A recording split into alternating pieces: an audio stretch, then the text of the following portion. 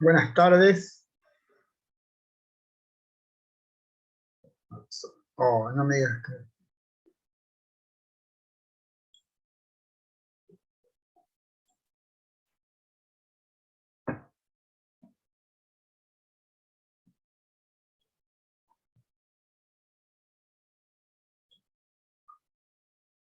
Tengo que ir a admitir, le puse que tenía que admitir. Pero bueno. Vamos a esperar 5 minutos, así vamos admitiendo a todos.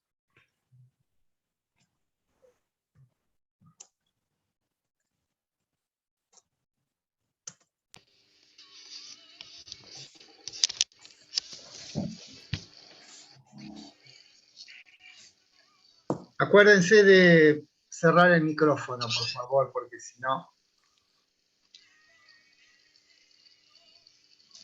¿Cuántos somos? 2.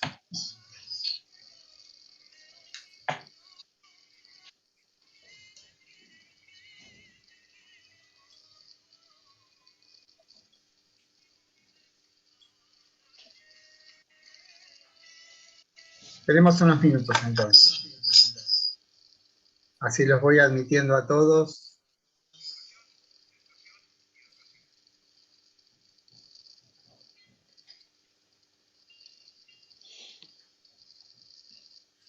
¡Coco! Hay micrófonos abiertos, así no nos enteramos de la vida personal de cada uno.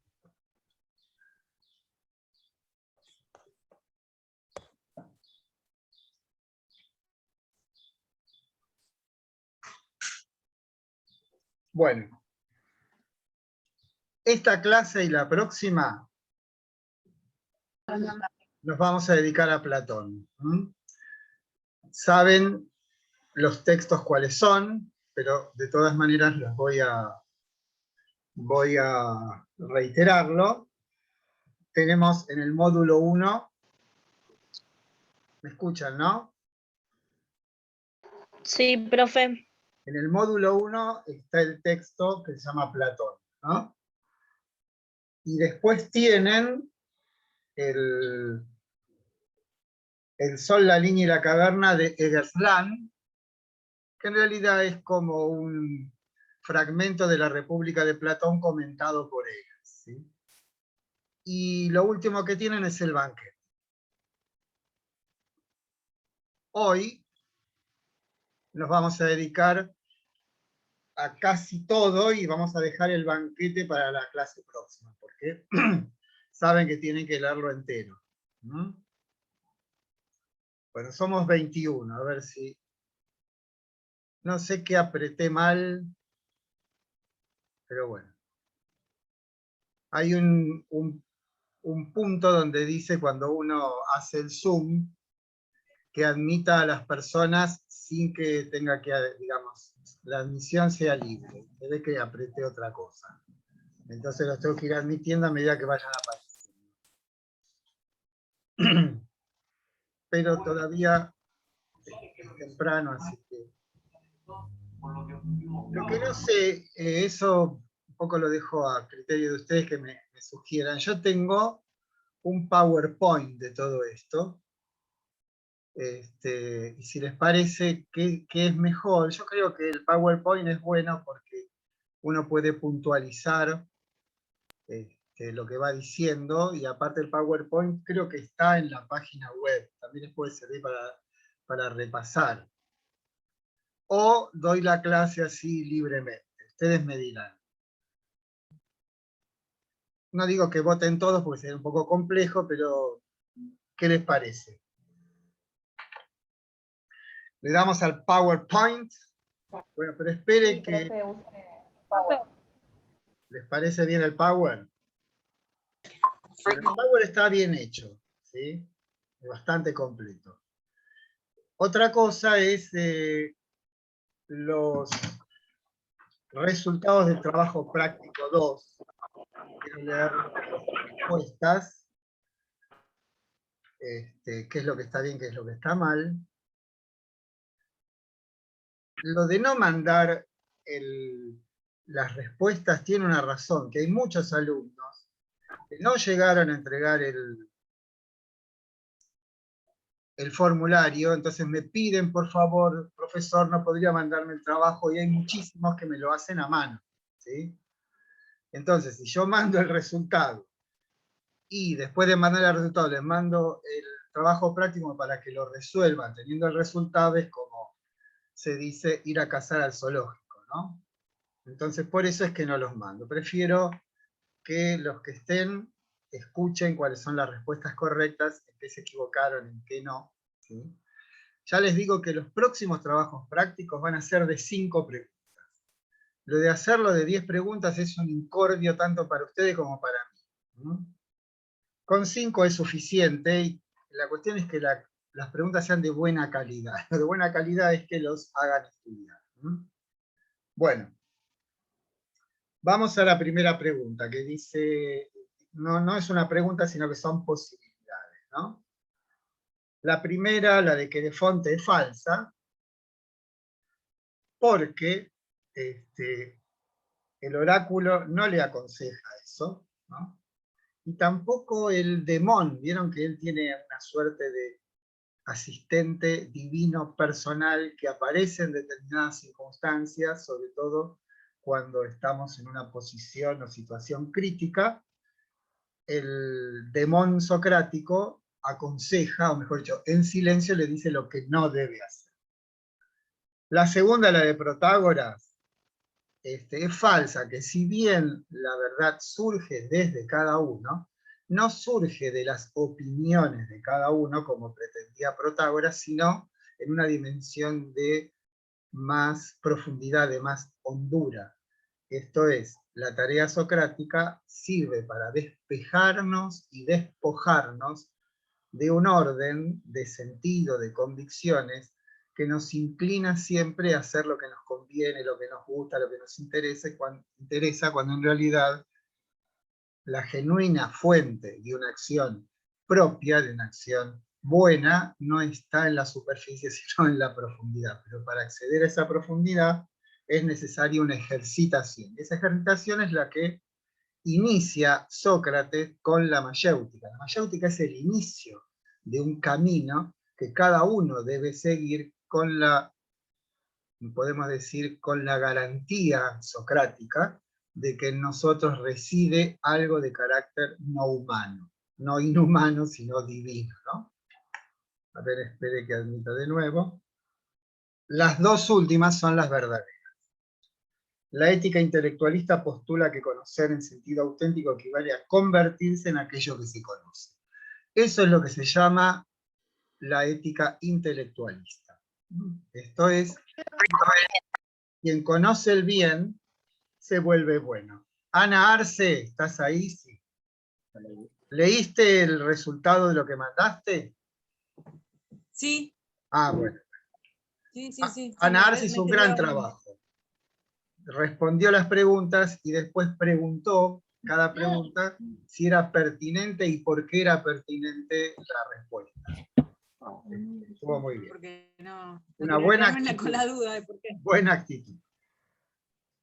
Los interlocutores de Sócrates fracasan en sus argumentaciones porque esta se basa en el ejemplo. Claramente esa es verdadera. Por todo lo que venimos diciendo. En las dos primeras de la segunda pregunta son falsas. El método de la mayéutica no consiste en observar el comportamiento de sus conciudadanos, claramente,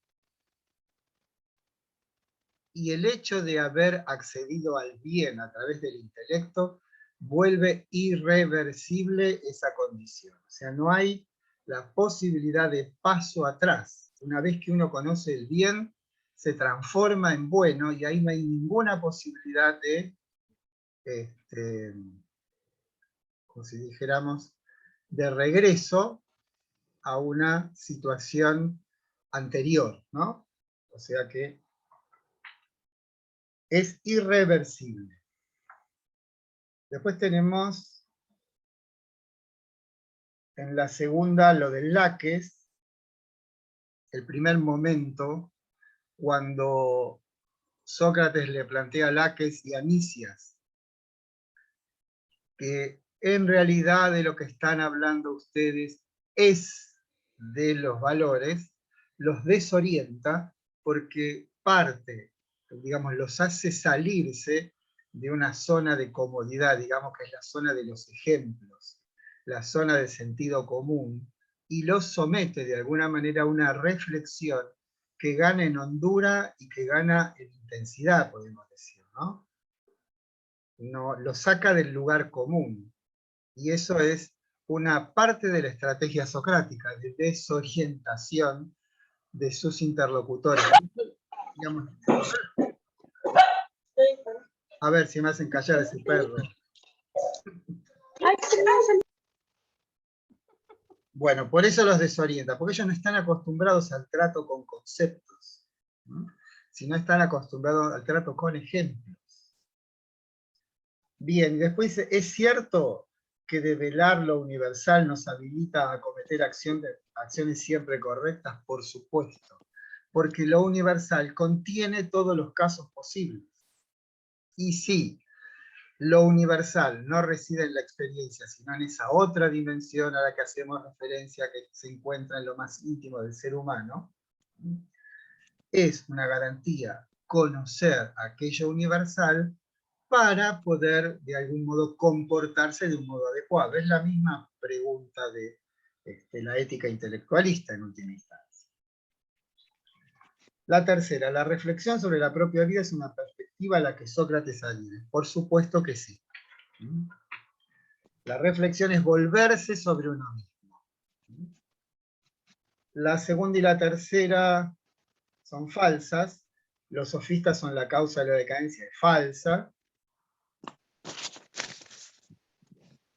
Lo de los asuntos cosmológicos también es falso. Yo pensé que en algún momento había una alusión a que Sócrates, esto está en un diálogo que se llama el Fedón, donde Sócrates muestra que no tiene nada que ver con los asuntos cosmológicos. Los asuntos cosmológicos son las teorías acerca del movimiento del universo, de los planetas, de los astros, ¿no?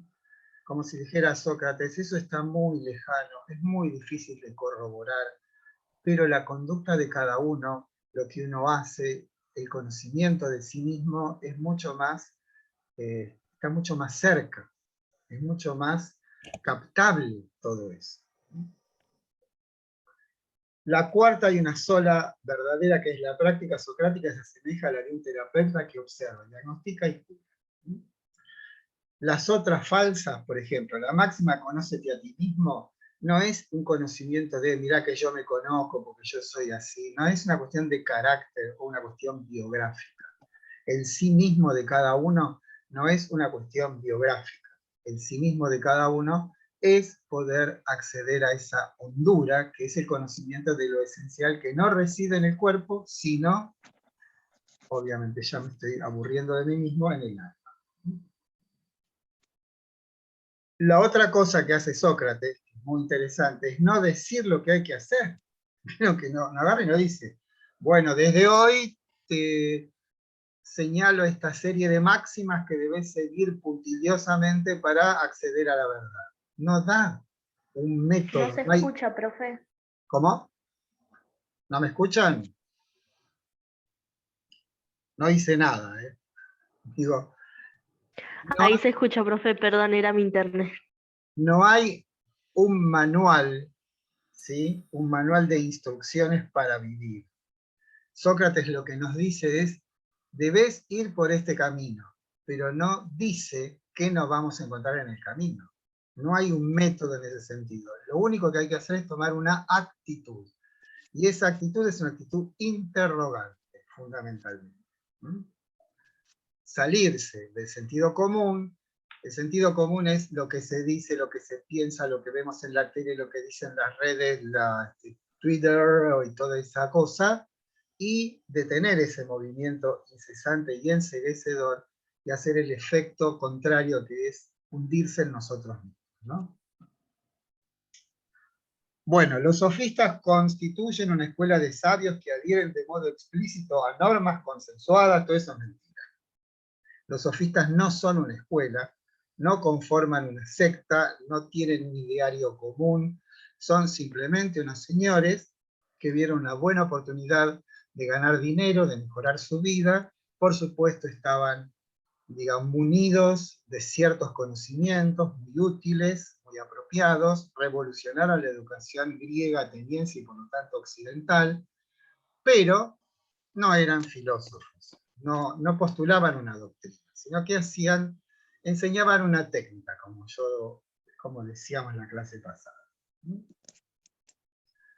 Y la quinta, hay dos verdaderas, que son la primera y la última. Esta, que está formulada de un modo un poco complejo, dice: el límite del conocimiento para los interlocutores de Sócrates consiste en la imposibilidad de acceder desde la experiencia a nociones universales.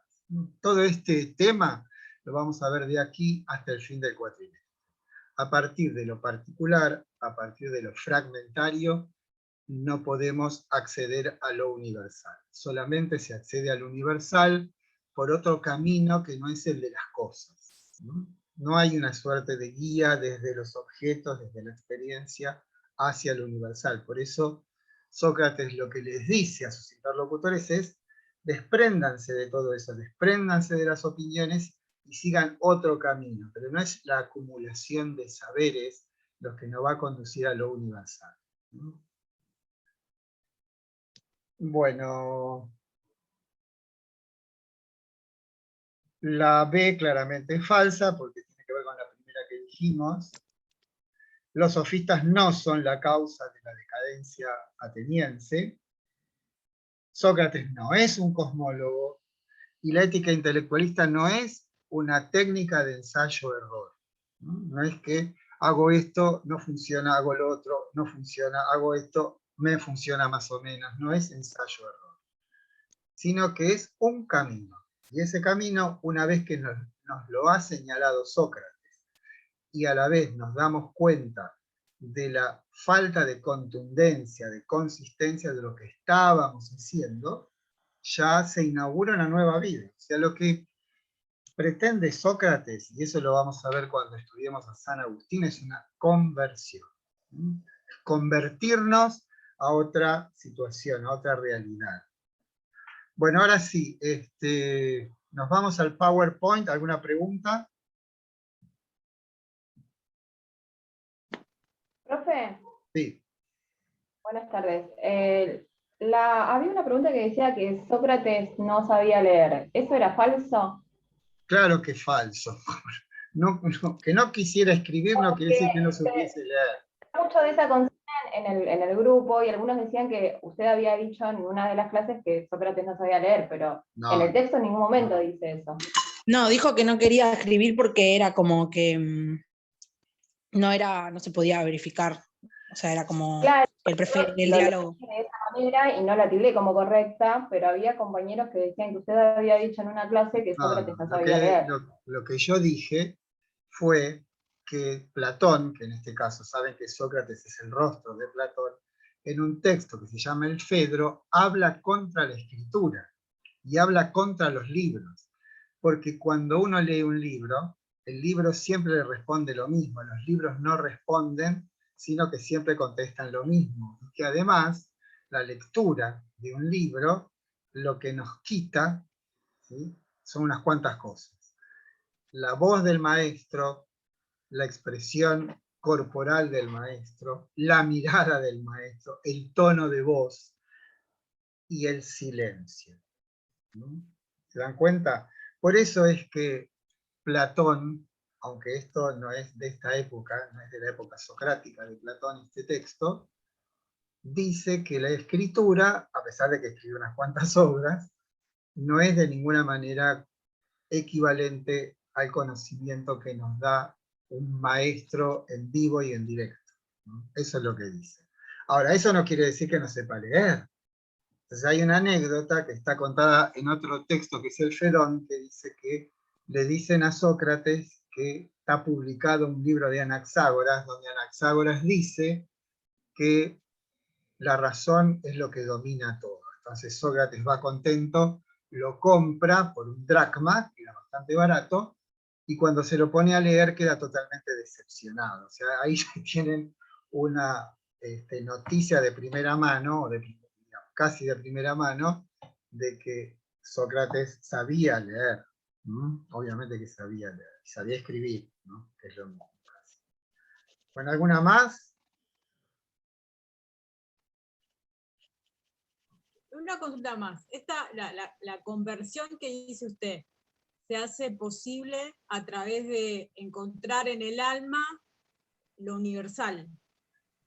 Dicho así, sí, digamos, de modo básico, sí. Sí. Pero toda conversión, piensen que el concepto de conversión, la proveniencia del concepto de conversión es de naturaleza religiosa. Pero aquí no se trata de una religión, sino que se trata de acceder a una condición propia de lo humano. Y esa condición propia de lo humano, en el caso de Sócrates y Platón, tiene que ver con el conocimiento. No es solamente esa la única forma de conversión. Conversión es como en el caso de los estoicos, que tiene más que ver con los hábitos, ¿sí? O con el propio Aristóteles, ¿sí? O sea, lo que pretende, y esto se ve claramente en la alegoría de la caverna, ¿sí? Aquellos que salen de la caverna, que son forzados a salir de la caverna, porque nadie sale solo de la caverna, ese fenómeno, esa experiencia, es equivalente a una conversión. Y entendemos por conversión una transformación radical de la existencia humana. O sea, desde el momento en que yo me convierto a algo, estoy radicalmente transformado. Cuando digo radicalmente, quiere decir de raíz. Y esa transformación es irreversible. Eso es lo que entendemos por conversión. Pero que cuando, no sé, San Pablo se convierte, no regresa después, ¿no? O San Agustín, ¿no? Todas las conversiones de las que tenemos noticias, por lo general, cuando son genuinas, implican, como la ética intelectualista, la imposibilidad de regresar a una situación anterior a esa experiencia de conversión. ¿Está claro? Es una transformación. Transformación radical. Básicamente. Cuando uno, acá hablo de otra cosa, pero tiene por lo menos en el inicio cierta similitud, es enamorarse. No se enamora y queda absolutamente transformado. Después, la diferencia es que muchas veces esa transformación, esa transfiguración que implica el estar enamorado, no se resuelve en una permanencia en una situación dada. A veces sí, a veces no, pero bueno. Pero sí ese primer momento en que uno accede a un horizonte de sentido cualitativamente diferente al que estaba antes. La diferencia es claramente que en el caso de las conversiones religiosas o filosóficas, no se trata de sentimientos, que son fugaces, como si se trata el enamoramiento, sino que hay una conmoción, una transformación con la cual accedemos a otra situación.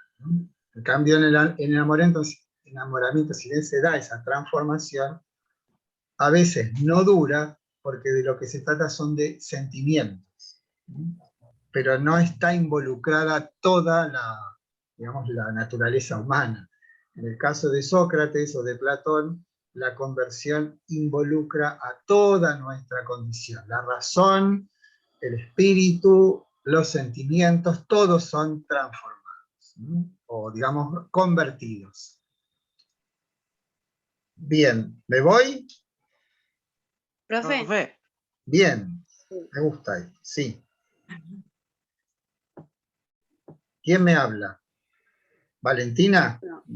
sí, Dime. yo tenía una pregunta más técnica sobre la materia que no me quedó claro y creo que es importante, que no sé si hay algún cronograma o no sé dónde sacar los textos porque sé que en el blog están los textos, pero no sé cuál, por ejemplo, toca para esta clase o para la siguiente, no sé dónde sacarlo eso.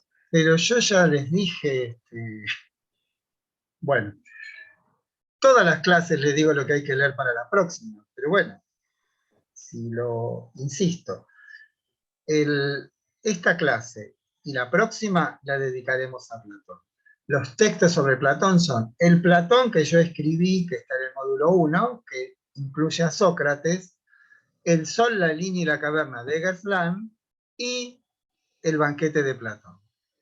O sea, esto es la clase 3 y la clase 4, vamos a hacer eso. En la clase 5 y la clase 6 vamos a estudiar a Aristóteles. Para estudiar a Aristóteles tenemos el texto de Gustavo Romero en el módulo 1 y el texto de Adolfo Carpio, que creo que es el capítulo 6 de Principios de Filosofía dedicado a Aristóteles.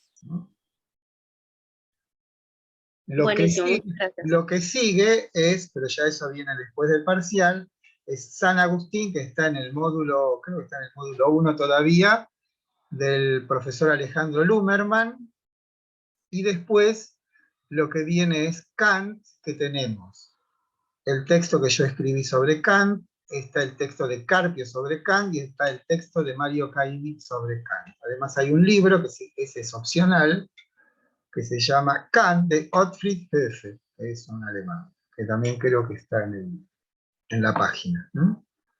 Ese es nuestro panorama. O sea, vamos a estudiar qué es la ética. Después estudiamos sofistas y Sócrates. Después estudiamos a Platón. Después a Aristóteles. Después San Agustín y después a Kant. Ese es nuestro panorama. Todos esos textos están en el módulo 1 o en el módulo 2.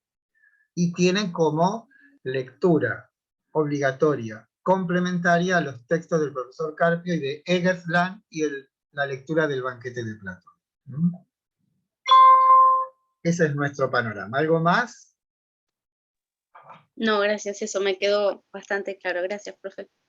Bastante. Profe, las tres alegorías también había que leer para hoy. Sí, sí. Ah. Pero igual las vamos a ver, ¿sí?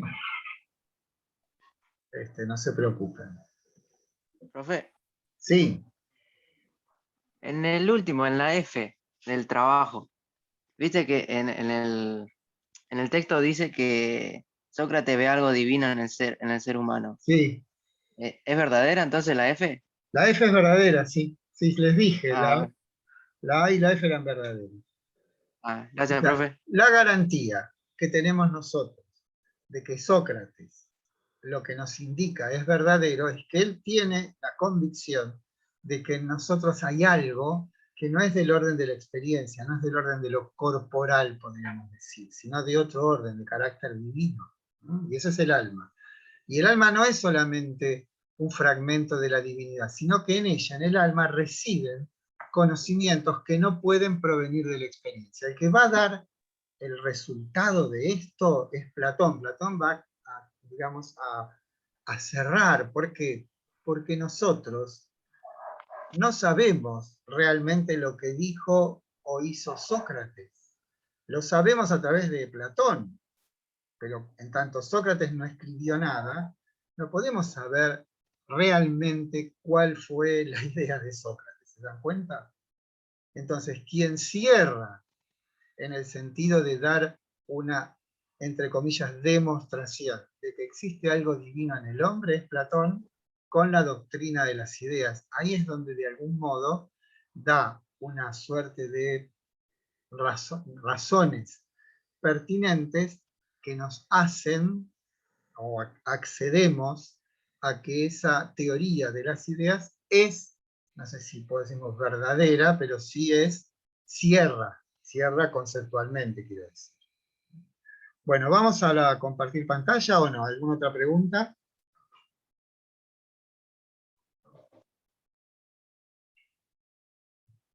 ¿No? Bueno. Espero que me salga bien, porque generalmente tengo problemas con esto. Vamos a ver si funciona. A ver. ¿Ven ahí el PowerPoint? Sí, profe, se ve bien. Ah, maravilloso. Bueno, esto es como el plan del asunto, ¿sí? La parte de Sócrates la podemos ver, pero bueno, ya más o menos supongo que la habrán leído y también han leído el texto Platón, así que... Bueno, de todas maneras, vamos a repetir lo de las señaladas experiencias, porque toda esa introducción yo la escribí con la idea, con la pretensión, demostrar que lo que dice Platón no es algo que está muerto en el pasado, sino que, aunque formulado de modo diferente, podemos decir, por nuestra época, eso que Platón dice que existe en cada uno de nosotros, lo podemos volver a percibir, aunque por otros caminos, ¿no? Eso es lo que pretende esa introducción. ¿Y qué sentido tiene? Acercarnos a la doctrina de Platón y ver que en esa doctrina hay algo que todavía nos pertenece. O sea, con Platón sigue siendo nuestro contemporáneo de alguna manera. Eso es lo que, o sea, esa es mi pretensión, que es la pretensión de cualquier docente de filosofía, que lo que tiene que hacer es acercar a nuestro tiempo, a las personas que viven hoy, pensamientos que por su valor, por su calidad, siguen todavía gravitando para nosotros. Bueno, señaladas experiencias. Esas señaladas experiencias son rupturas de lo cotidiano. Y el orden de lo cotidiano es lo que después veremos como los que habitan en la caverna, ¿sí? Intento resaltar la existencia de estados que nos quitan de lo normal, lo natural, lo habitual, ¿no? Eso es algo que nosotros reflexivamente deberíamos recuperar y decir, me acuerdo cuando esta película, me acuerdo esta canción, me acuerdo este atardecer, me acuerdo este libro, me acuerdo este poema que de un momento para otro produjo una ruptura de lo cotidiano, y eso que experimentamos termina absorbiéndonos. Y nosotros, ¿no?, ya no somos los que leemos, sino que aquello que leemos nos lee a nosotros. Es una inversión. Y esa inversión tiene que ver con una ruptura de lo cotidiano, entendiendo por lo cotidiano esta sucesión de experiencias que de un modo van siguiendo una a otra y se van sustituyendo una a otra. En cambio, estas experiencias, que las llamo yo señaladas experiencias, tienen esa condición de romper con el hilo ciego de lo cotidiano e instalarnos en una realidad otra. Como si eso que hablamos de la conversión antes, en lugar de ser algo pasajero, se convierte en un estado permanente, ¿no? Bueno, todo esto obviamente tiene que ver con el tiempo, y el tiempo es un asunto fundamental de toda filosofía que se precie, ¿no? Hay una manera de percibir el tiempo según como uno lo sienta, la intensidad con el que uno lo vive. Habrán visto que el tiempo es algo que se sabe hasta el momento en el que se nos pide que lo definamos, ¿no? Eso lo dice San Agustín al principio de las confesiones, ¿no? El tiempo sabemos qué es hasta que lo tenemos que definir. Una de las notas más importantes de ese tiempo, de algo que nos conmueve, es su intensidad. Y otra es que no pasa como si lo hace el tiempo de lo cotidiano. Vamos a seguir punto por punto los elementos relevantes del texto que figuran en el texto. Bueno, es un errorcito. Intento caracterizar este tiempo de las señaladas experiencias comparándolo con el tiempo en el que vivimos cotidianamente, y que tiene el carácter de una sucesión de momentos, y que abarca lo pasado, lo presente y lo futuro. En cambio, este tiempo relevante, tiempo de acontecimiento, parece no pasar de la misma manera. ¿Está claro esto que voy diciendo?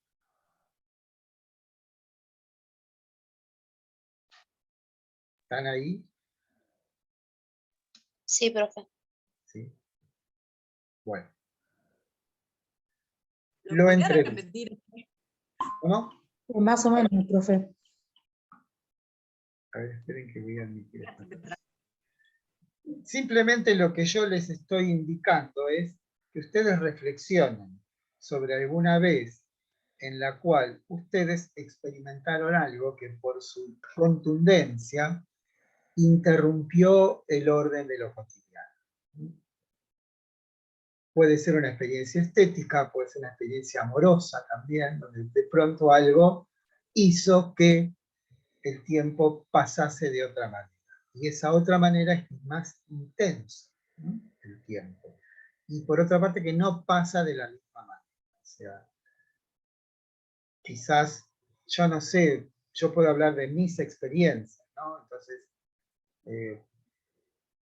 puedo decir de alguna vez, claro que son experiencias muy particulares, una ópera o un cuadro, pero pueden ser de otro orden, puede ser una poesía, puede ser la música, puede ser la naturaleza que de pronto nos conmueve, y a eso me refiero.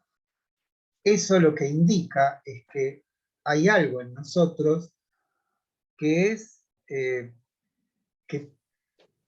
hace posible que nos pase eso. Eso indica que hay otra cosa que los quehaceres cotidianos, donde uno siempre está ocupado en algo. Este tipo de experiencias nos desocupa, nos quita de lo que tenemos que hacer, de lo que estamos haciendo. De pronto como nos arranca amorosamente de lo que estamos haciendo y nos propone otro tipo de experiencia, otro tipo de vida, se puede decir. En la cual, como digo, el yo, lo que necesitamos, lo que pienso, los intereses, que los chicos, que esto, que lo otro, de pronto eso se suspende y quedamos como inmersos en eso que se nos propone, que la vida de algún modo nos propone. Bien. Hay algo en esa experiencia que uno ve, ¿no? Eso se llama lo entrevisto. Usamos esta palabra para aludir que en esas experiencias se vislumbra, se percibe algo que nos conmueve. Usamos palabras asociadas a la visión, pero bien puede ser que la música, dado el caso, nos conmueva. Eso que apenas vislumbramos es a lo que le adjudicamos un poder. Y ese poder es el que nos arrebata, nos saca de nosotros mismos y nos establece,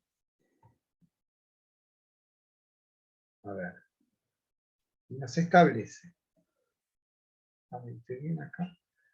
El acontecimiento nos dispone a una situación en la que nos vemos como sumidos, tomados por eso que experimentamos. Y es por eso también que le adjudicamos un cierto poder. Cuando digo poder, no quiero decir que nos domina, sino que el poder es que nos sustrae de ese orden de lo cotidiano, ¿no? Y hace que nos convirtamos en eso que experimentamos. Se dan cuenta que aquí, si uno dice, está hablando de la ética intelectualista, también estoy hablando de eso. O sea que, supongamos que nosotros le hacemos caso a Sócrates. Suspendemos nuestros compromisos mundanos y nos orientamos toda nuestra acción, toda nuestra vida en la búsqueda de esos conocimientos que Sócrates nos propone como los verdaderos por ser universales. Si somos consecuentes con esa práctica que él nos sugiere, habría de llegar un momento en que verdaderamente vislumbramos aquello que él, digamos, de algún modo nos prometió, de que exista en nosotros esa otra dimensión. Ese momento es el momento en que nos convertimos en aquello que experimentamos. Bien, esto es como un análisis que vamos haciendo de lo que significaría ese tipo de experiencia. Otro aspecto peculiar de esta experiencia es que nos unifica, nos sustrae a la dispersión a la que nos habitúa lo cotidiano. Estamos en varias cosas a la vez, sin que la atención se pose preferentemente en ninguna cosa en especial. En cambio, en esto que describo, será que somos uno con la cosa que nos conmueve, eso que nos convertimos a aquello que de algún modo nos interpela. El valor.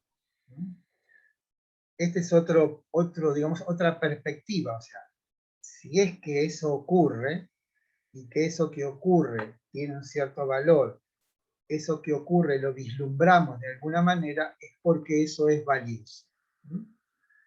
Ciertamente, si nos precipita la citada experiencia a ese estado descrito, es porque algo valioso está en juego y le pertenece. y que no es medible con la vara de lo cotidiano, de lo habitual. Y esto valioso lo expresamos como algo bueno o algo bello, pero que no es susceptible lo que nos pasa de cálculo o previsión. Esto es, no son las señaladas experiencias algo que podamos manipular. O sea, aquí pasamos, tenemos una experiencia, esa experiencia nos interpela, esa interpelación implica una suspensión de lo cotidiano. Esa suspensión de lo cotidiano nos precipita a una realidad otra. Esa realidad otra tiene la condición de que en ella, cuando vivimos en ella, el tiempo no pasa de la misma manera. El tiempo tiene otra intensidad y parece no pasar. Además decimos que seguramente lo que ha ocurrido en nosotros es que antes de que acontezca eso que nos pasa, vislumbramos algo, vemos algo. Pero no lo vemos con los ojos del cuerpo, sino con los ojos del alma. Y eso visto en tanto nos sustrae de lo cotidiano, implica que tiene un cierto poder. Y ese poder se lo asignamos a que ese algo es valioso. Y lo valioso tiene dos formas, lo bueno o lo bello. ¿Sí? Yo ahora lo digo así todo rápido, me parece un poco complejo. Bueno, ¿cuáles son las condiciones? Debe haber pasado algo en la secuencia de lo cotidiano que nos precipitó a esa experiencia. Podríamos pensar que esa plenitud ajena a lo cotidiano es como un llamado de algo que de algún modo sabemos pero no conocemos. Algo así como que hay otro mundo, donde se encuentra la fuente de esa fuerza capaz de conmovernos.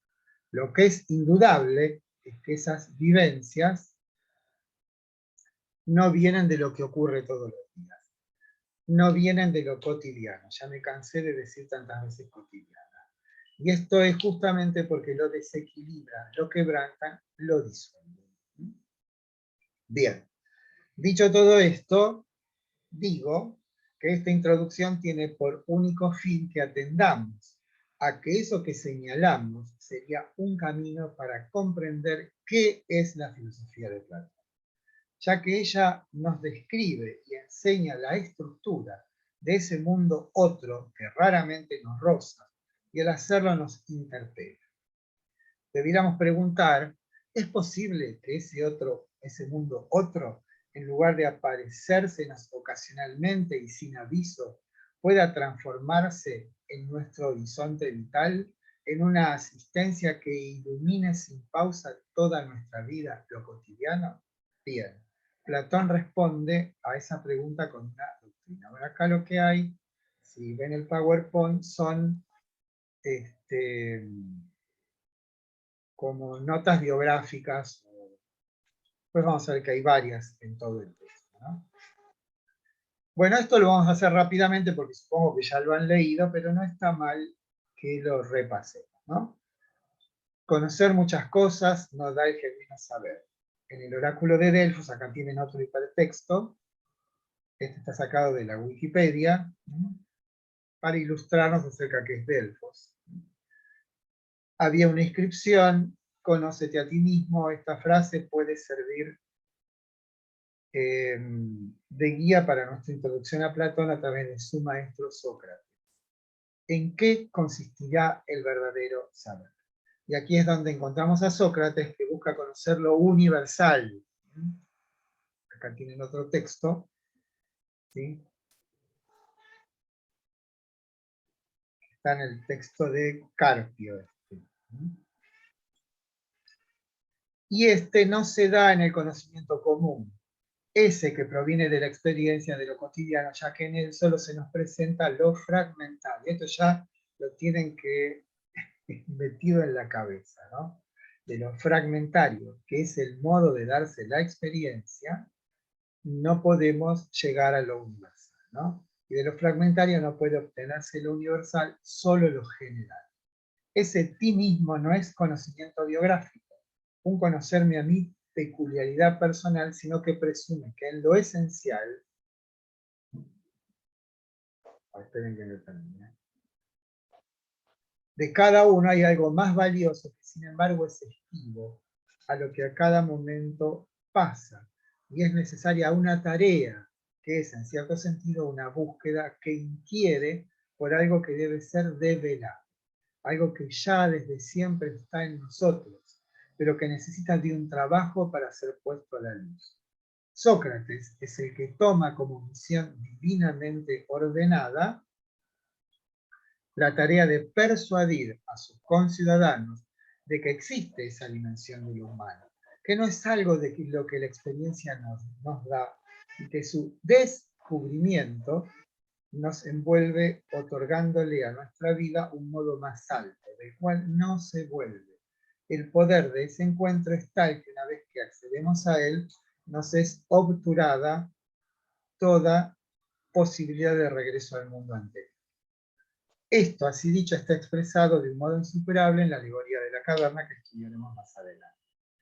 Es como si hubiese ocurrido en la vida de Sócrates una experiencia de descubrimiento que lo ubica en un orden de un valor absoluto, y que lo demás de su vida habrá de ser asistido por la excelencia de esa revelación.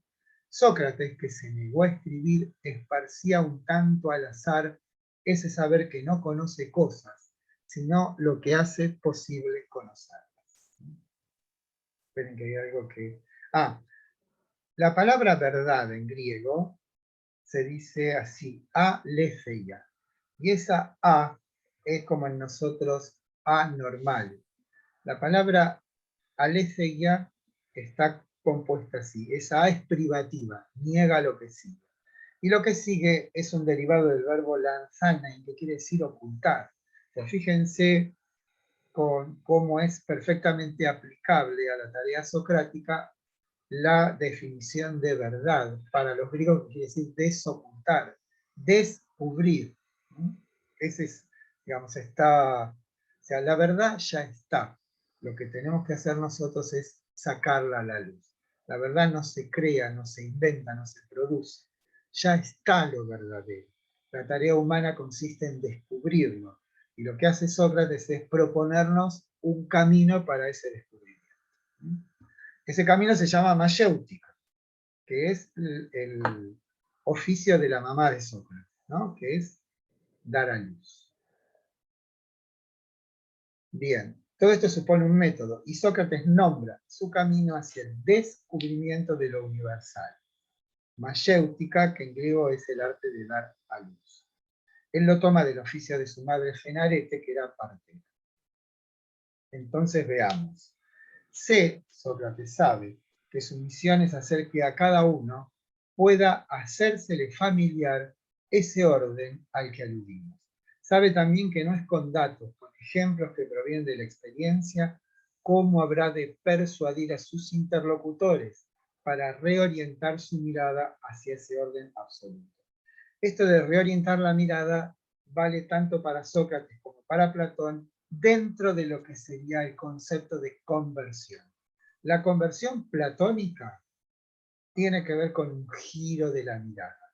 Esto es, en lugar de estar ocupados en aquello que ocurre en el orden de lo espacio-temporal, de la experiencia, de lo que sentimos, de lo que nos pasa, tenemos que orientar la mirada hacia otro lado. Y ese otro lado, habremos de, digamos, orientar la mirada hacia ese otro lado que está no fuera, sino dentro. Es una cuestión por ahí muy básica, ¿no? Que es, ¿dónde yo, en la experiencia de lo cotidiano, de lo fragmentario, descubro algo universal? ¿Se dan cuenta? Es imposible. En lo fragmentario no está lo universal. Pero si yo me pregunto por lo universal, es que de algún modo debe existir, porque si de la experiencia no viene, porque nunca la experiencia nos da algo universal, pero sin embargo pretendemos algo universal, es porque de un modo oculto, subyacente, hay algo así como un saber que no conocemos de que hay algo universal en nosotros. Hay digamos, una tendencia que podemos ver no solamente en la filosofía, sino en todas las religiones, o en casi todas las religiones, que es un intento permanente de desasirse, o sea, de despegarse de aquello inmediato, de aquello habitual. Como que eso habitual, eso inmediato, no es más que un factor de desorientación. Es algo que en realidad, más que acrecentar nuestro conocimiento, tiene, digamos, produce confusión. Y eso lo podemos ver, o sea, en todas las religiones, casi todas, no puedo decir todas, y en el pensamiento filosófico desde el principio hasta el fin. O sea, hay algo en nuestra vida que es más grave, más importante, más serio, más fuerte que lo que inmediatamente nos ocurre.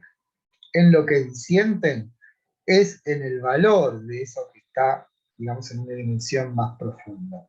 Pero podemos decir que casi universalmente la pretensión de la filosofía y también en cierta medida de la religión es quitarnos de esta obnubilación que es la vida habitual, de lo cotidiano, como que debiéramos nosotros prestar más atención a todo lo que ocurre para otorgarles un valor más significativo. O sea, no sé si soy claro con esto. Que, no sé, simplemente las actitudes que ahora están de algún modo y por suerte siendo cada vez más comunes, de cuidar la naturaleza, de cuidar a los animales, de respetar a todo ser vivo. Todo ese tipo de, que en apariencia son minucias, que en apariencia son particularidades, sin embargo implican algo que es fundamental en todo esto, que es prestar atención. Prestemos atención a cada uno de los momentos de nuestra vida, porque esos momentos no van a repetirse jamás, y representan una suerte de, como si dijéramos, de don que nos ha sido otorgado, ¿no? Pues esa sería una posibilidad de comprender esto que nos dice Sócrates y que nos dice la filosofía en general. Hay que estar más atentos, ¿no? Hay que de algún modo valorar de un modo, yo no quiero decir exagerado, bueno, pero valorar de otra manera nuestra vida, ¿no? Que es una suerte de don, de un valor extraordinario, inconmensurable. Bueno, eso tiene que ver con esto. Bien, lo que hace es preguntar y mostrar a sus interlocutores que sus respuestas son insuficientes. En realidad, él no ofrece respuestas, sino que invalida respuestas.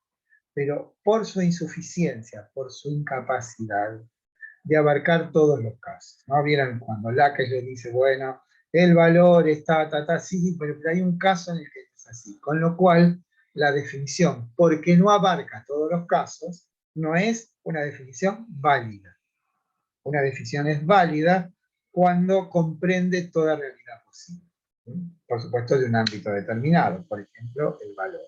¿Por qué? Porque el valor no solamente está en el campo de batalla, el valor está también en lo cotidiano, el valor está en tomar una decisión respecto de nuestra vida, el valor está en decir la verdad, o sea, es el ámbito que abarca la decisión de valor, está en todas y cada una de las formas humanas. Entonces, una definición de valor es algo a que, como Sócrates dice, debemos aspirar, pero difícilmente podemos dar una definición. Pero sí podemos, según Sócrates, es acceder a la idea del bien.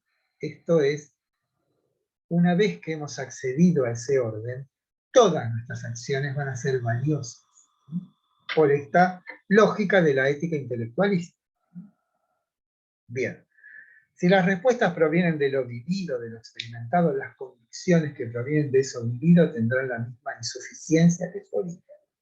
Esto es, si la vida siempre nos da experiencias fragmentarias, será imposible que podamos obtener un conocimiento universal, un conocimiento absoluto de nada. Lo notable, y aquí se muestra otra de las aristas de la sutil técnica socrática, es que una vez que Sócrates disuelve las argumentaciones de sus interlocutores, no da ninguna fórmula, ninguna noticia de lo que es verdad, sino que los insta a una búsqueda personal de lo universal, y tal búsqueda no puede ser expresada en un método único. Cada uno, persuadido de la verdad que Sócrates le ha ofrecido, habrá de emprender esa búsqueda. Tiene como testimonio viviente de la eficacia de ese camino que Sócrates muestra, pero no da, la propia vida de Sócrates, que jamás es esta una convicción de Platón, quien fue su discípulo durante más de 7 años, que Sócrates no actuó sino en consonancia con sus pensamientos. Integridad, continuidad infalible entre sus convicciones y sus acciones.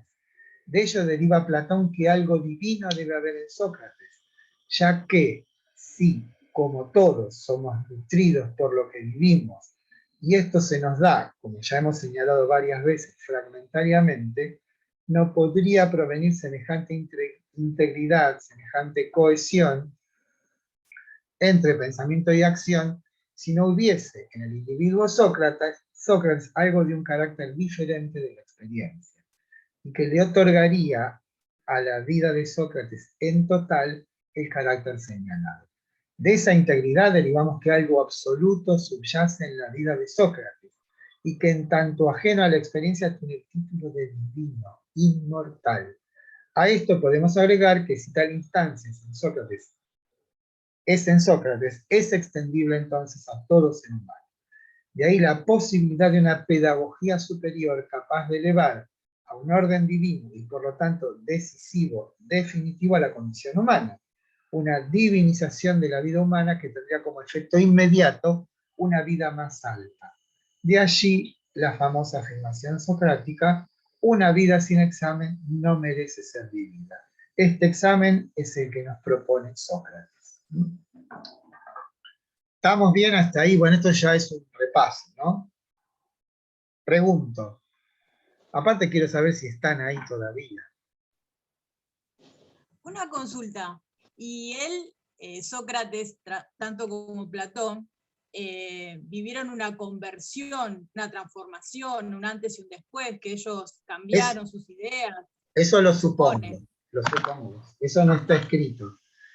Hay una carta de Platón, que después vamos a ver, se llama la carta séptima, que es muy famosa, que Platón dice que luego de mucho trabajo, como de muchas conversaciones, de pronto se enciende una luz en el alma que no necesita ser alimentada. Ese sería el testimonio, podemos decir, biográfico de Platón de una experiencia de ese tipo. Pero en realidad, cuando hablamos del paradigma de la línea, cuando hablamos de la alegoría de la caverna, estamos hablando de ese tipo de experiencias. Lo que no hay son descripciones de lo que efectivamente consistía esa experiencia. No sé si ustedes saben, te contesté, Ana. Ana era. No, sí, Analía Arce, ¿no? Sí. Sí. Y otra consulta, digamos, ¿qué le voy a preguntar? Se fue.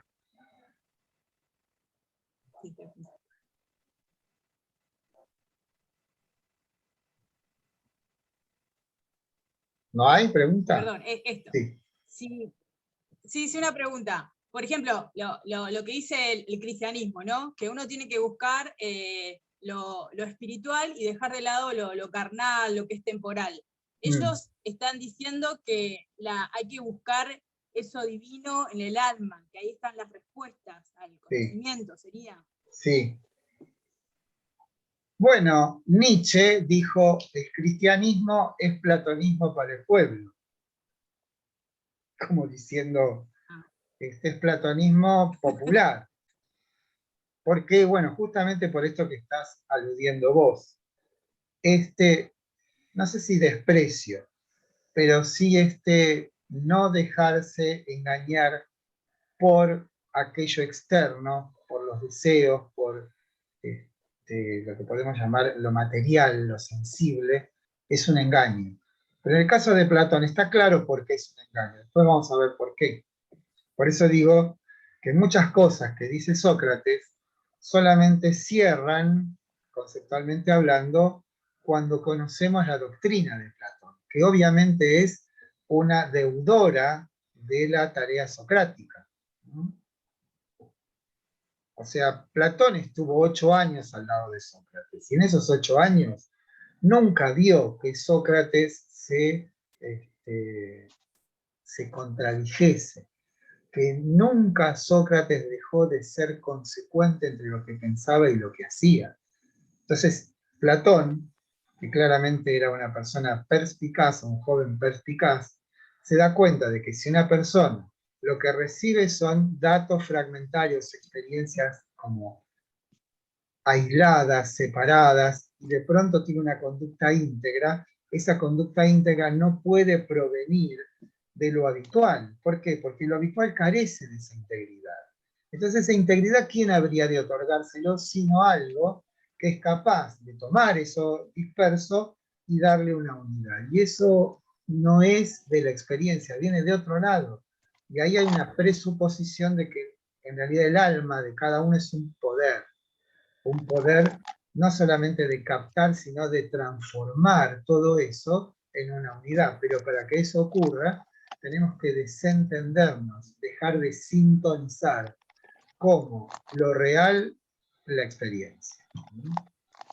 No sé si me explico. Sí, gracias. ¿Hay alguien que está masticando algo? Bueno, ahora sí empezamos con Platón. Los siguientes pasos intentarán, a través de esquemas, facilitar la comprensión del texto Platón que figura en la bibliografía. Este modo se asienta en 3 soportes, bueno, la clase oral, el texto citado y este documento.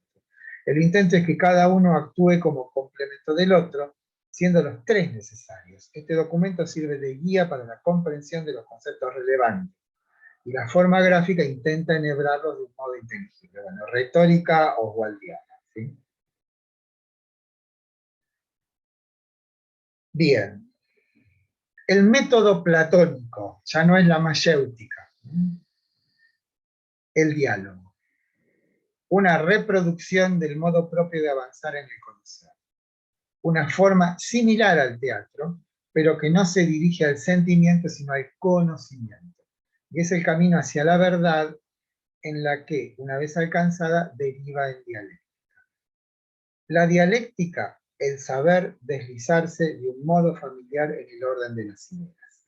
Todo esto tómenlo así como viene. Ya vamos, no se puede aprender todo de golpe, hay que ser gradual en esto. Pero tómenlo como, primero, diálogo. Diálogo, esto lo voy a decir después, no tiene que ver con el número 2. El prefijo dia en griego quiere decir a través.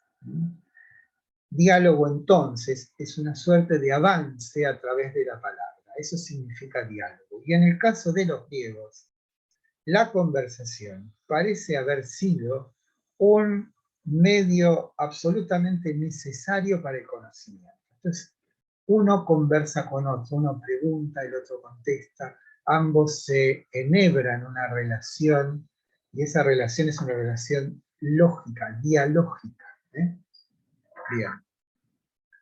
La doctrina de las ideas. Bueno, esto es lo... bueno, y la dialéctica ya vamos a ver cómo podemos definir ese procedimiento que Platón establece como el modo adecuado de poder avanzar en el conocimiento. Hay una instancia no humana en el hombre, y es de naturaleza divina, el alma.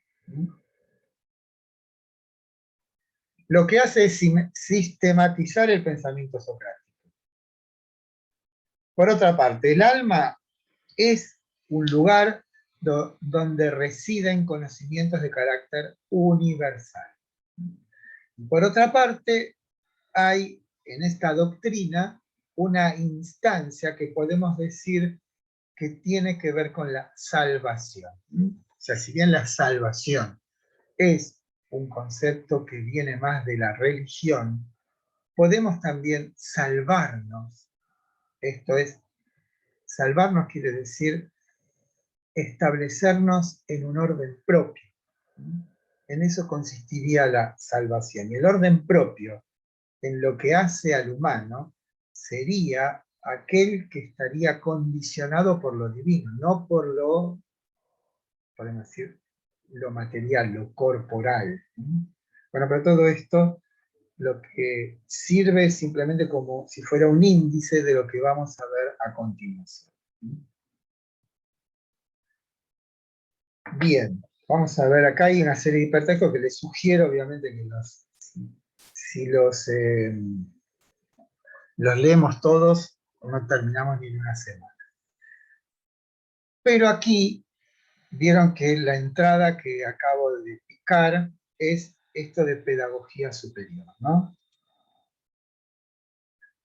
Y esto tiene que ver con un concepto que es lo trascendental, que ven que está escrito de una manera rara. ¿Por qué? Porque en realidad debe escribirse así, trascendental.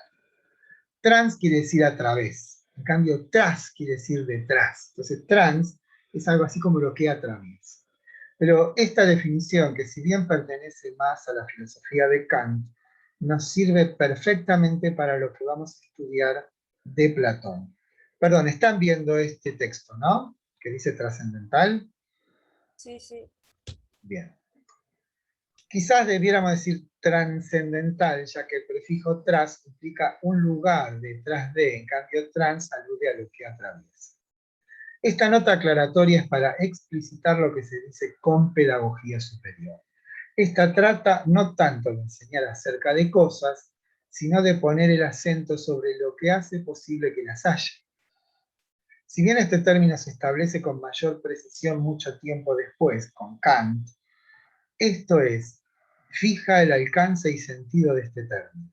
Podríamos decir, lo que hace posible la experiencia no proviene de la experiencia.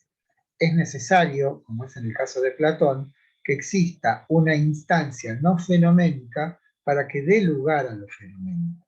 Tal instancia son las ideas, que por una parte son independientes del orden mundano y por otra son la condición de posibilidad de tal orden. Esto después lo vamos a explicar. El camino que sigue nuestro filósofo para fundamentar esta formulación puede comprenderse a través de las dos vertientes que constituyen el fundamento de la doctrina de las ideas, el camino socrático y el camino pitagórico. Bueno. Esto es, puedo conocer cosas. De hecho, en nuestra vida cotidiana tenemos trato necesario con las cosas. Pero hay un saber que no conocemos, que es lo que hace posible que haya cosas. Ese saber, que en términos filosóficos llamamos saber ontológico, pero que en otra variable, en otra variante, decimos, o llamamos lo trascendental. Llamamos trascendental no tanto a aquello que implica el conocimiento de algo, sino a aquello que hace posible el conocimiento de algo. Y en este caso, lo trascendental para Platón son las ideas. Las ideas son las que nos habilitan la posibilidad de tratar con las cosas. Esto es, cuando digo tratar, me refiero a conocer, usar, esquivar, chocarse. Todo nuestro trato con las cosas está de algún modo ya determinado por las ideas. ¿No? Y las ideas, aunque no las conozcamos, como la canción de Marilina Rojas que dice que el sol siempre está, aunque no lo veamos, bueno, las ideas siempre están, aunque no las veamos. La verificación de su presencia es que ellas son las que permiten nuestro trato familiar con las cosas. ¿Sí? Bueno, por eso hablo de una pedagogía superior, porque no es una pedagogía acerca de las cosas, sino de lo que hace posible que haya cosas. ¿Sí? Usamos el término en que no se trata de enseñar algo en particular, sino lo que permite tener de algún modo acceso a toda cosa. Esto nos lleva, esta es una frase de Borges, que habla de la alta vigilia. Bueno, es muy bello esto, ¿sí? Para el verdadero poeta, cada momento de la vida, cada hecho, debería ser poético, ya que profundamente lo es. Que yo sepa, nadie ha alcanzado hasta hoy esa alta vigilia. Bueno, estos son dos poetas ingleses. Browning y Blake se acercaron más que otro alguno. Whitman es norteamericano, se la propuso, bueno, pero eso no importa. Lo que voy es, uso esa frase de Borges para ilustrar qué es lo que intenta Platón, que es darnos a conocer no muchas cosas, sino aquello que hace posible que haya cosas, ¿no? Bien. Esta es una peculiaridad de casi toda la obra de Platón. El que lleva la voz cantante, salvo en algunos casos muy aislados, es Sócrates. Sócrates es el rostro de Platón. Platón elige a Sócrates como protagonista de sus obras. En la primera etapa intenta mostrar a Sócrates vivo, en las subsiguientes Sócrates es como su rostro. Bueno, esto ya lo hemos dicho, pero toda la primera producción de Platón se la denomina diálogos socráticos, y el intento de Platón es mostrarnos un Sócrates vivo.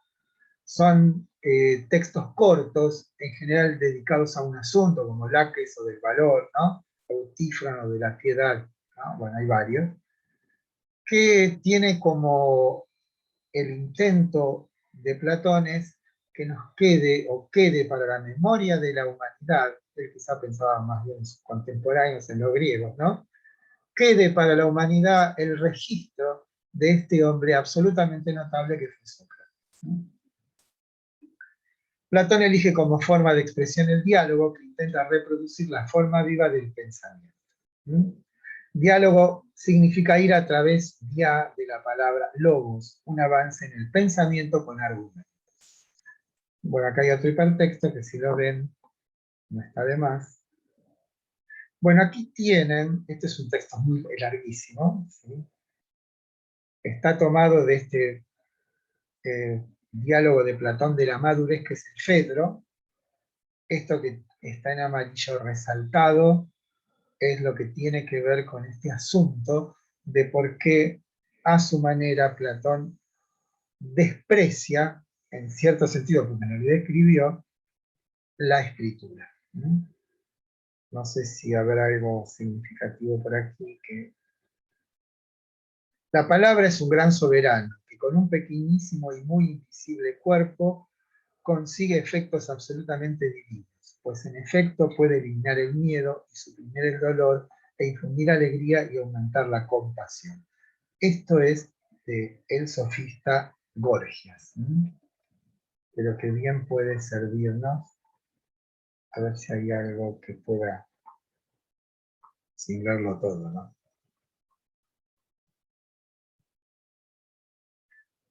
Bueno, ¿por qué es impresionante, Fedro, lo que pasa con la escritura?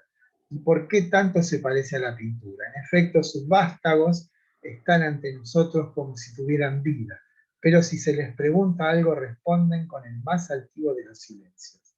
Lo mismo pasa con las palabras escritas. Algo que conviene decir también es que Platón, y esto es un caso casi raro en la historia de la filosofía, es un gran escritor. O sea, realmente Platón es un grandísimo literato, ¿no? Además de filósofo. Bueno, ¿qué son las ideas? Y aquí hay que tener en cuenta una serie de conceptos, ¿no? Aunque después lo vamos a repetir. Las ideas son entes. Entendemos por ente todo lo que hay, todo lo que existe. Un sentimiento, una emoción, una galaxia, un agujero negro, lo que vemos, lo que vivimos, lo que recordamos, lo que tocamos, todos son entes. Ente significa lo que es, simplemente.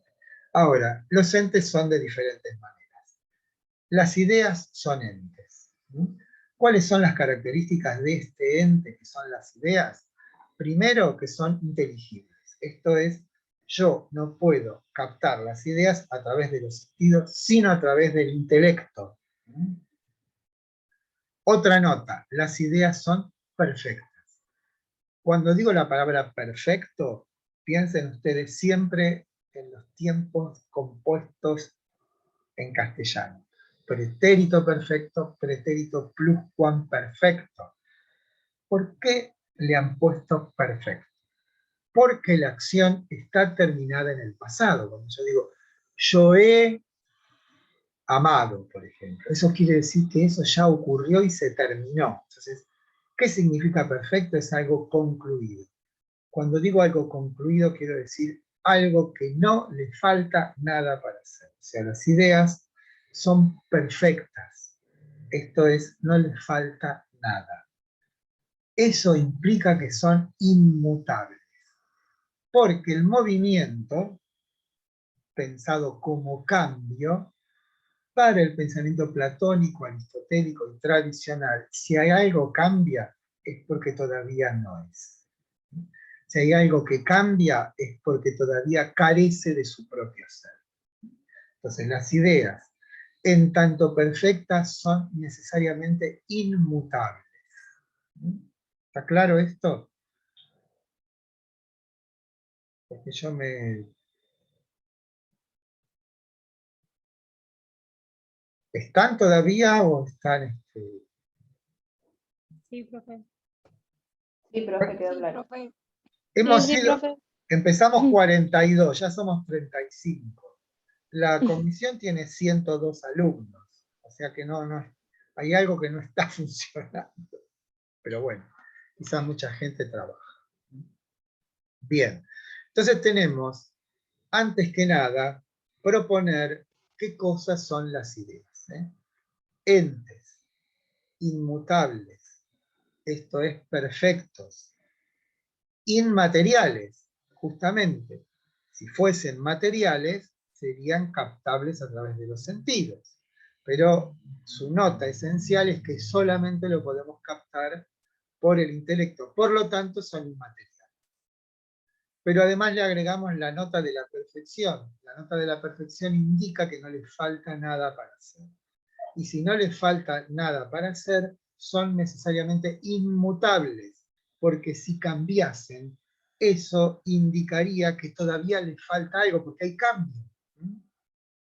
Además, dirá Platón, son, y este es un concepto que después va a criticar a Aristóteles, son las ideas participables. Esto es, y aquí viene algo que nos puede arrojar algo de luz, para Platón, las cosas que existen en el orden del espacio temporal, esto es, lo que captamos por los sentidos, son copias de las ideas. Y en tanto copias, implican una forma degradada. ¿Por qué las cosas espaciotemporales son degradadas? Porque nacen, crecen, se reproducen en algunos casos y después desaparecen. Esto es, la idea de perro contiene a todo perro posible, pero los perros que existen, digamos, se suceden unos a otros, configuran una especie, por ejemplo, la perra Pancha que ahora me está exigiendo que le abra la puerta, acá se la acaban de abrir, bueno.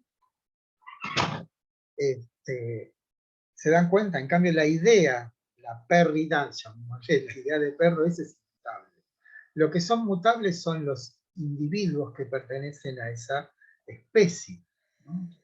Pero pensemos en otro tipo de ideas, por ejemplo, tengo 2 leños o 2 palos o lo que fuese, los parto en 2, ¿sí? Y digo, mira, los partí también que son iguales. Ahora, los entes espaciotemporales iguales pueden desaparecer, se pueden transformar, pueden ser todo lo que sea, pero la igualdad, la idea de igualdad permanece idéntica a sí misma en todo tiempo.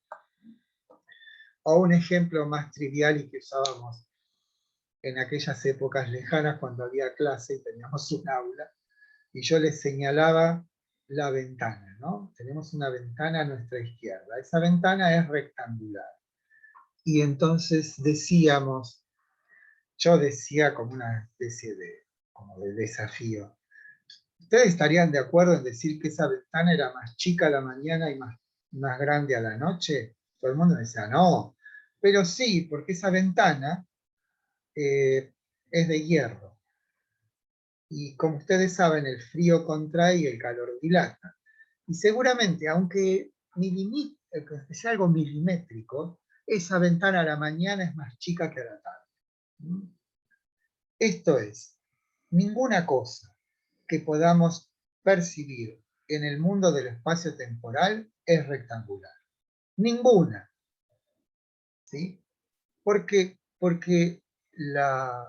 el simple hecho de que esté en el mundo ya está cambiando.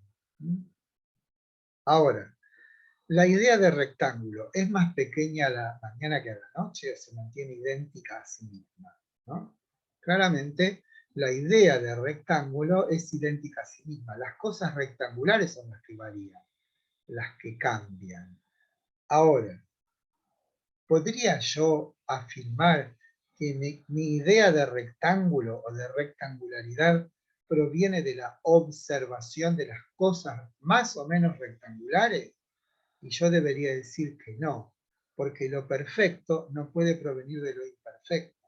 Por lo tanto, la idea de rectángulo es anterior a mi percepción de todo rectángulo posible.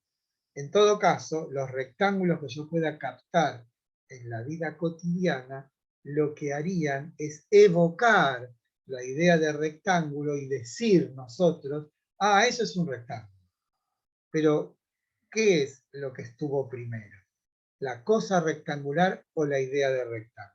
Para Platón, primero ya estaba inscripta en lo más profundo de nosotros, en nuestra alma, la idea de rectángulo. Las cosas rectangulares son ejemplos siempre imprecisos, caídos, desvanecidos de la idea de rectángulo. ¿Está claro? Sí.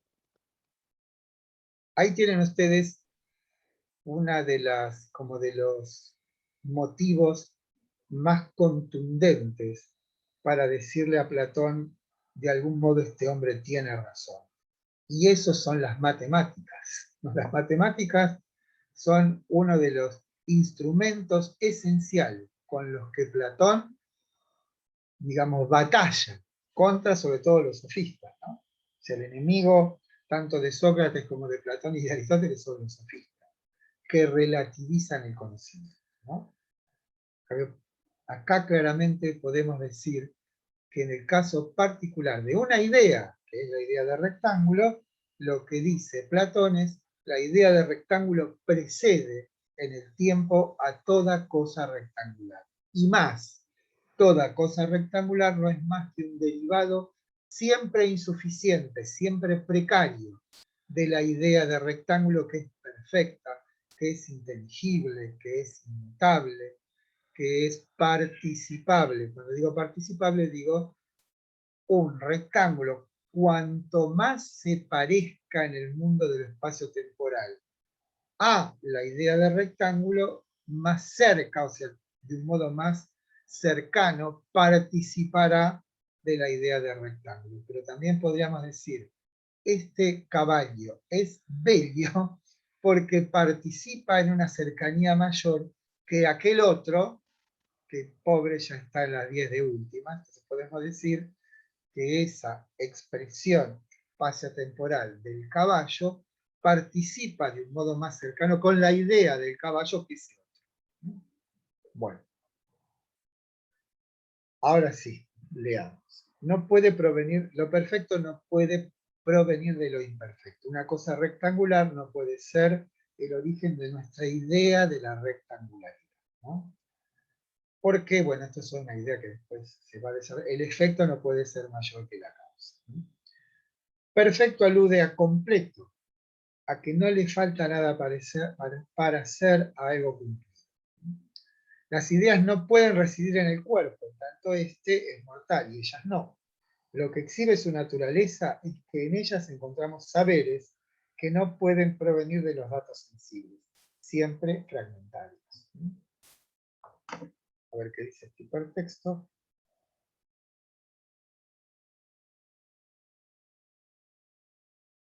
Bueno. Profesora, consulta. Sí. Ana, te escucho. Hola. Bueno, No, como que se quedó tildada sí. la imagen también. Se le habrá ido internet. Sí, pues ya se tuvo que... Bueno.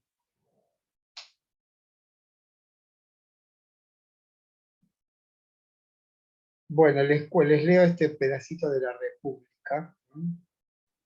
Me hace gracia, dije, con esto de que pareces tener miedo de aparecer ante el vulgo como prescribiendo estudios inútiles.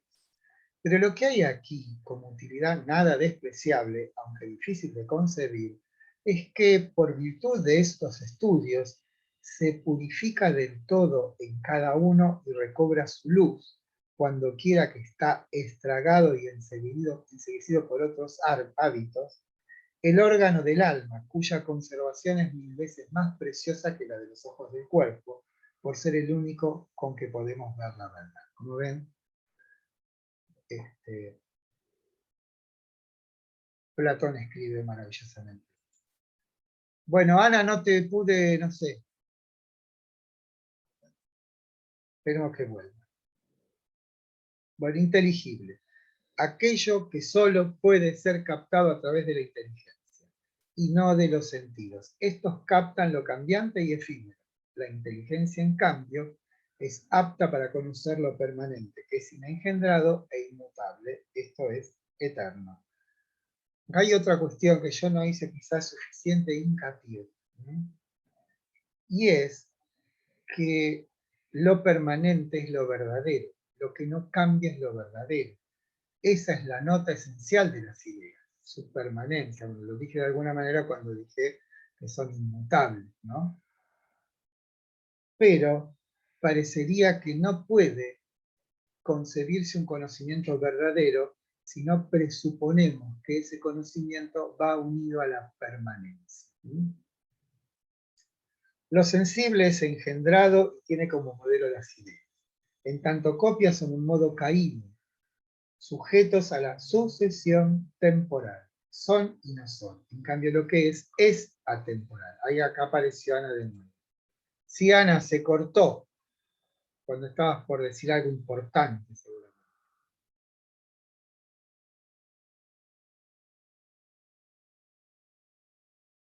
Bueno, aquí yo me detendría y entablaría podríamos hablar un poquito. ¿Por qué? Porque ahora viene otro. O sea, una vez que hemos planteado qué son las ideas, lo que planteamos es como algo aislado.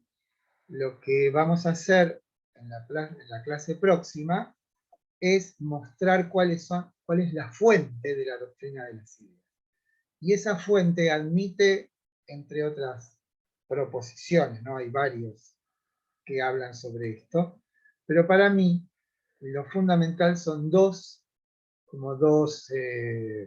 orígenes. Uno es la matemática pitagórica, ¿no? Sin ninguna duda. Y la otra es la herencia socrática, podemos decir, ¿no? Aquello que Platón encontró o descubrió en Sócrates. Vamos a dejar de...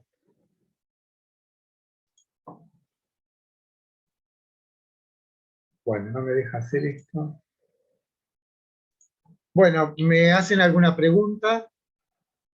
Ana Arce, que estabas por ahí, dime, ¿qué ibas a decir? Sí, que se fue internet. Quería Ahí preguntar, entonces, lo que hace Platón es tomar ese concepto universal de Sócrates y hablar de las ideas, como claro, más profundizar ese exactamente. concepto. Eso que Sócrates, quizás de un modo ambiguo, alude, cuando le dice a los interlocutores, bueno, desprendete de todo esto y sumergite en vos mismo, lo que hace Platón con eso es una doctrina. ¿Se dan cuenta? Ahí está el puente entre Sócrates y Platón. Eso que ambiguamente, y podemos pensar que, bueno, acá hay una cuestión biográfica. Después de que muere Sócrates, Platón emprende un largo viaje. En ese largo viaje se sabe que estuvo en el sur de Italia. Piensen ustedes que en esa época, el sur de Italia, toda la costa del Asia Menor, lo que hoy es Turquía, y muchas ciudades que hoy existen, como Barcelona, Niza, Cádiz, Nápoles, Agrigento, Siracusa, todas esas eran ciudades griegas, ¿no? Pero no eran colonias, sino que los griegos se mudaron algo así como en el siglo IX a.C., se supone que hubo un aumento abrupto de la población, y saben ustedes también que el suelo griego es muy pobre, entonces tuvieron que migrar. Y esas migraciones lo que hicieron fueron fundar nuevas comunidades, no algo subsidiario de las ciudades madres, sino que fundaron nuevos estados, nuevas ciudades-estados. Y es en ese contexto que tenemos que entender esta enorme dispersión de lo griego por todo el Mediterráneo. Una de las condiciones objetivas de esa posibilidad es que no había ningún imperio predominante en la zona. Los persas todavía estaban allá lejos, los egipcios no eran un pueblo por naturaleza conquistador, los fenicios eran comerciantes, pero no eran, digamos, les interesa el comercio en otra cosa. Roma no existía, Roma se funda en el 753 a.C., esto es, de alguna manera, la inexistencia entonces de un imperio en la zona permitió que los griegos se asentasen más o menos pacíficamente y fundaron estos cientos de ciudades. Cuando uno va a Nápoles, ¿qué es Nápoles? Neapolis, ciudad nueva. Niza es Nike, la victoria. O sea, cuando ustedes se compran las zapatillas Nike, esa es una palabra griega que quiere decir victoria, Nike. Y ahí la ciudad de Niza. Barcelona, Cádiz, bueno, montones de ciudades. ¿Sí? Ahora no me acuerdo a qué venía con esto. ¿Por qué venía con esto de la fundación de ciudades? No me acuerdo. No sé qué habías preguntado, Ana, era lo de... La influencia, que cómo tomó Platón las ideas de Sócrates. Bueno, entonces esperen que ya me acordé. Entonces Platón hace ese largo viaje, y en ese largo viaje llega al sur de Italia. En el sur de Italia, ¿con quién se encuentra? ¿Quiénes se asentaron en el sur de Italia? Y particularmente en una ciudad que se llama Crotona, que queda ahí cerca del taquito de la bota de Italia. Y en Crotona, ¿quiénes fueron los que gobernaron Crotona durante algún tiempo? Los pitagóricos. Entonces ahí Platón se encuentra, yo creo que era con Arquitas de Tarento, y seguramente le cuenta todo esto, ¿no? ¿Por qué los pitagóricos tienen que ver con la doctrina de las ideas? Porque para ellos determinadas combinaciones numéricas son el fundamento de todo lo que existe.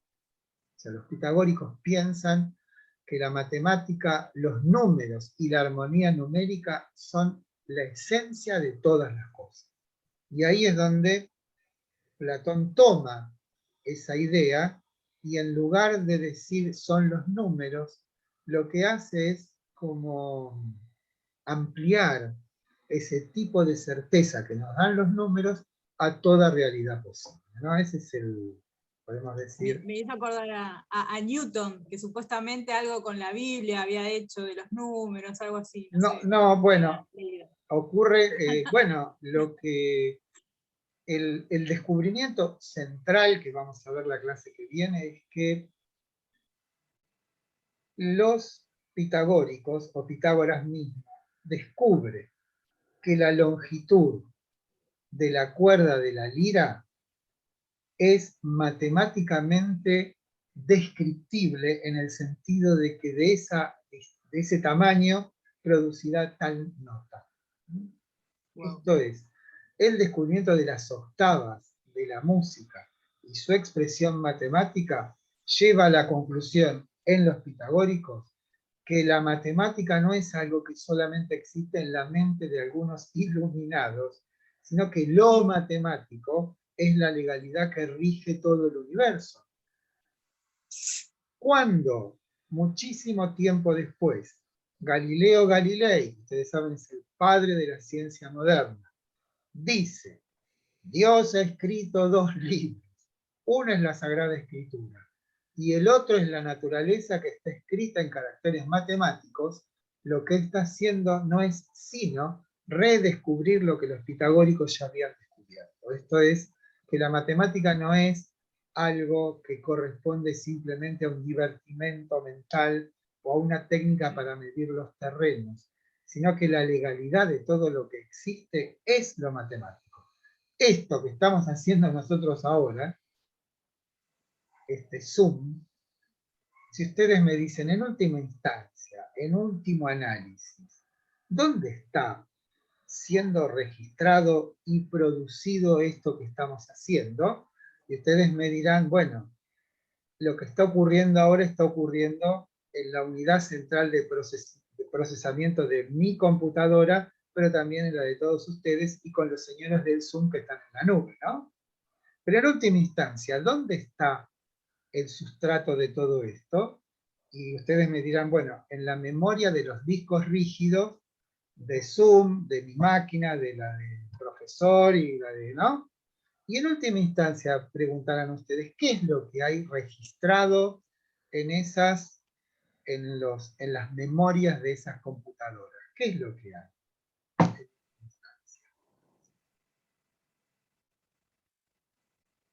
¿Hay palabras? ¿Qué hay? Números. ¿Qué Números. Códigos, ¿Qué números. número hay? ¿Qué número? Binario. Ceros y unos, Ceros y binarios. unos, exactamente, hay ceros y unos. Ah, mira. ¿Se dan cuenta que Pitágoras tenía razón? Claro. O mucha razón. Ceros y unos. Si yo quiero decir 1, digo 0, 0, 0, 1. Si quiero decir 2, 0, 0, 1, 0. Ahí tengo el 2. Si quiero decir 3, 0, 1, 0, 0, tengo el 3. 1, 0, 0, 0, el 4. 1, 0, 0, 0, 1, el 5.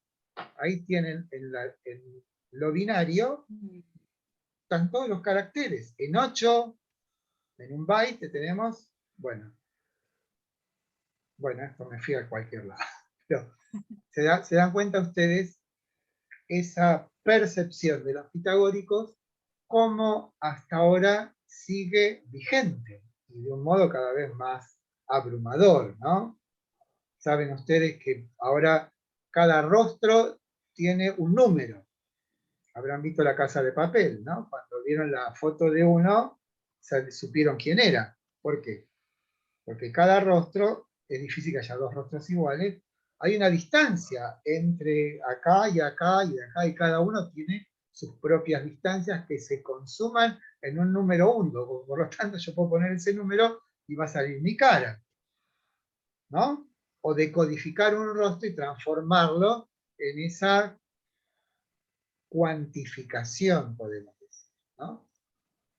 Bueno, eso dejó loco a los pitagóricos y lo enloqueció a Platón también. Dijo, bueno, acá hay un orden de sentido que está a la base de toda realidad posible. ¿Por qué? Porque toda la realidad posible es susceptible de ser descrita matemáticamente.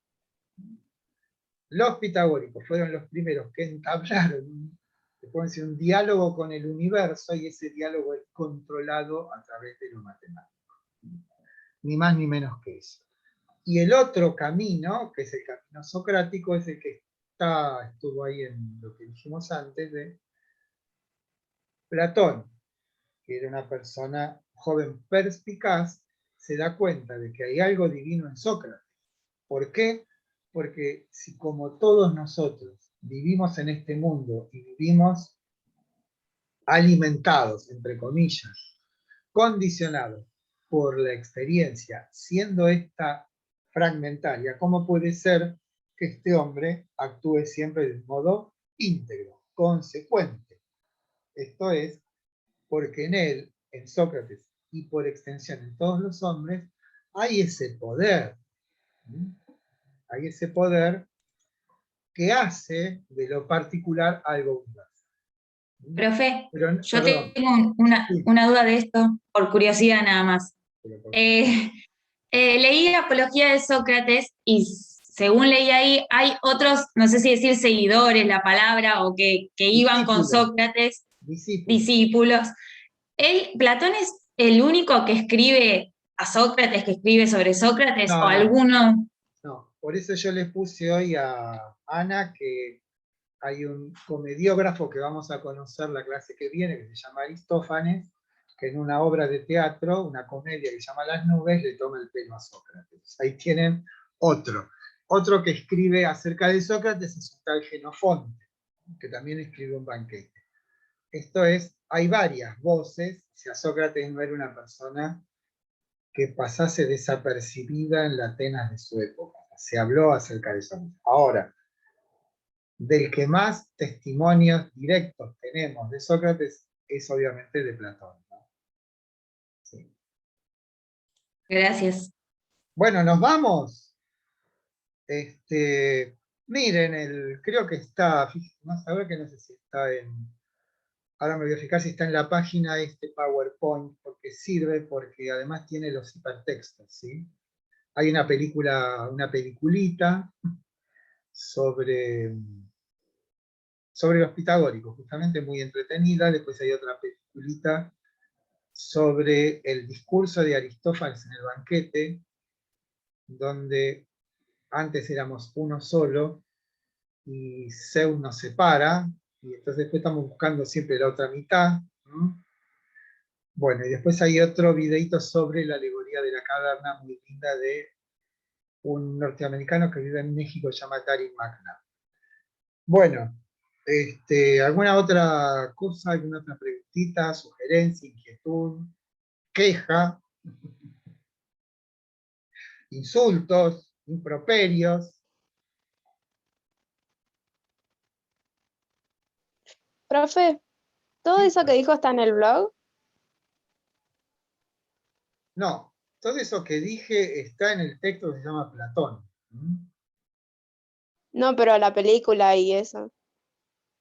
No, la película está en el PowerPoint, que es lo que yo tengo que ver si está. Yo creo que está. El PowerPoint tiene un hipertexto, y ese hipertexto va, bueno, va a esos documentos, ¿no? Sí.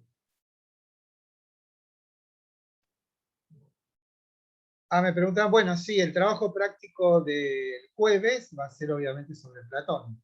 Y el del otro jueves también va a ser sobre Platón, a ver. Sí. Sí, después, o sea, tenemos esta clase, la otra, y después tenemos 2 clases de Aristóteles. El 21 de septiembre, sé que es el día de la primavera, el día del estudiante, pero yo igual la clase la voy a dar. Esto es, si se van de picnic, vayan de picnic, igual no es obligatorio estar aquí. O sea que no vamos a perder una clase porque, si quieren la damos el lunes la clase, da lo mismo. Pero como tienen esta forma particular, pueden ir a retosar por los campos mientras yo les doy la clase por aquí. ¿Sí? Bueno, ¿nos vamos? Lo dicen con cierta alegría que se van. Te voy a hacer un gesto de tristeza. Bueno, no hay más preguntas, entonces. Yo, profe, tenía una consulta. Bien, pero les digo algo más. En un rato pongo la clase en la página, ¿sí? Sí, dime, Cristian. Sí, quería saber si los textos, además de en el blog, se pueden conseguir por algún otro medio. Porque el blog se me resultó un poco complicado, digamos. Y te lo puedo mandar por mail. Si vos me mandás un mail a mí, te lo mando. Me gustaría, sí. Por mail. Sí, no hay problema. Porque el mail lo noto primero que es muy, como si estuviera muy pesado. Y eso depende cuesta que me cargue. Sí, depende de la velocidad de internet. Eso. Sí, pero no suelo tener problemas con internet y con lo que otras podés materias hacer no tuve es, problemas. ¿por qué no los bajás? Te los bajás al disco. Claro, bueno, es que eso también, eso en el grupo hoy lo hablábamos, de que hay varios textos que no están en PDF, sino que están simplemente como textos. Obviamente igual sí, los puedo pasarlos a un Word y de ahí hacerlo igualmente, que es lo que pensaba hacer. Bueno, si mandás un mail te lo ayudo. Perfecto, sí. Genial, me sirve. No sé, me hice una pregunta sobre, o sea, una cosa que quiero que quede clara, ¿sí? Para poder dar el parcial tienen que haber entregado todos los trabajos prácticos. Eso tiene que estar clarísimo. Por eso los trabajos prácticos no es relevante, insisto por 10ª vez, lo que se sacaron en el trabajo práctico. No incide en absoluto en la nota, pero sí es obligatorio hacerlo. ¿Por qué? Bueno, porque es la condición, es una condición para poder dar examen, haber presentado los trabajos prácticos, ¿sí? Claro. No es una condición así oprimente. No es algo tremendo, terrible, ¿sí? Bueno, estamos, me voy, nos vamos. Profe, Sí, yo le había mandado un mail que me había mudado el fin de semana y y yo que recién ayer... te mandé el trabajo práctico, ¿eh? Ah, porque no me llegó ninguna notificación. Ahora voy a entrar de No, nuevo te y a mandé ver. un mail, inmediatamente que lo vi, te dije, no te hagas problema, creo, ¿eh? Fíjate, si no te lo vuelvo a mandar. Ah, ahí ahora me fijo, profe. Gracias. Mm. Traten de saber, porque es muy enloquecedor. Después de haber terminado el trabajo práctico, hay como 20 que me dicen, bueno, lo que pasa, yo entiendo, obviamente, y no, de ninguna manera voy a impedir que porque me abrumen con mails, no vaya, pero traten de hacer el trabajo práctico con la manera común, tradicional, ¿sí? Porque también me pasa que se me pasa algún mail. Después me dice, no tengo la nota. ¿Sí? ¿Cómo, Héctor?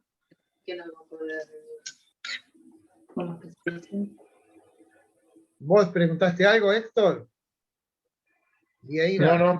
Ah. Como el Bambina, la misma, ¿no? Parecido. Sí, es sin Y el Bambina.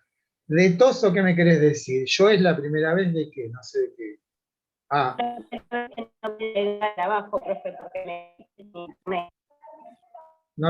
Sabés que no te entiendo. No te escucho. Bueno, mandame un mail, Viviana, ¿sí? Bueno, listo, nos vamos entonces, ahora sí, ya. Es la primera vez que decía, no pude entregar el trabajo porque estuvimos sin internet en la zona donde estaba yo. Y bueno,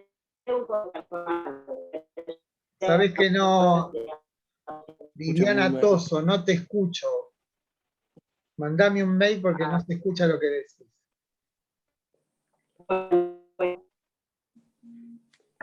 Bueno, hasta el martes entonces, ¿sí? El jueves va el trabajo práctico. Va a ser igual, voy a mandar uno solo para todos, ¿sí? Digo, quiere decir el mismo horario. No tiene ningún sentido. Tienen 2 días para hacerlo, a las 4 de la tarde, horario intermedio, ¿sí? Bueno, hasta el martes entonces.